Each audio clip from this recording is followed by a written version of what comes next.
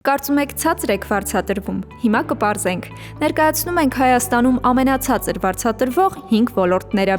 5-րդ հորիզոնական, վարչարարական և օժանդակ գործունեություն։ Սա հիմնականում բիզնեսի գործունեությանը սպասարկող բիզնեսներն են՝ վարձույթ և լիզինգ, HR, գրասենյակային աջակցություն, անվտանգություն և այլ օժանդակ ծառայություններ։ Այս ոլորտում միջին աշխատավարձը 203,000 դրամ է։ Ցավոք, կրթական ոլորտում աշխատողների միջին անվանական աշխատավարձն ընդամենը 166,000 դրամ է։ Նախորդ տարվա համեմատ այն բարձրացել է 11,000 դրամով։ Ամենացածր վարձատրվող ոլորտների եռյակը բացում է մշակույթի ու արվեստի ոլորտը։